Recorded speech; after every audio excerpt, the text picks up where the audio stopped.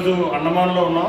అండమాన్లో doctor గారు 11,500 ఆపరేషన్లు చేసి ఉత్తరాంధ్రతో పాటు ఆంధ్రప్రదేశ్ తెలుగు వాళ్ళకి అండగా ఉండి పేదవాడు వస్తే వెంటనే ఆదుకొని వారు గవర్నమెంట్ సర్వీసులు ఉన్నప్పటికీ కూడా ఒక సామాన్య వ్యక్తులకి ఏ రకంగా సర్వీస్ ఇవ్వాలో వారు చేసి ఈరోజు ఆయన దాదాపు 15 ఏళ్ళు సర్వీస్లో ఉంటున్నారు. ఏ కష్టం వచ్చినా సరే మా రాష్ట్ర అధ్యక్షులు మాణిక్యరావు యాదవ్ గారు, అలాగే మా నేషనల్ పార్టీ ఉపాధ్యక్షులు గౌరవనీయులు మాధవ్ నాయుడు గారు వారు సూచించిన ఇమ్మీడియట్లో ఫోన్ చేస్తే రెస్పాండ్ అయ్యి ఏ కష్టం వచ్చినా సరే తెలుగు వాడిని ఆదుకుంటున్నారు. ఇక్కడ చాలా సంతోషం.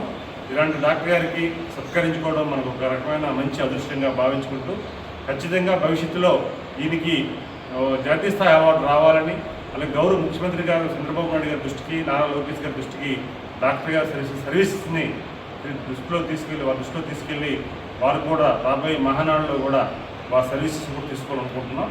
ఖచ్చితంగా ఇది జరుగుతుంది. అది మనస్ఫూర్తిగా డాక్టర్ గారికి తెలుగువారి తరపున, ఆంధ్రప్రదేశ్ తరపున, అందరి తరపున వారికి మనస్ఫూర్తిగా కృతజ్ఞతలు తెలియజేసుకుంటూ థ్యాంక్ యూ.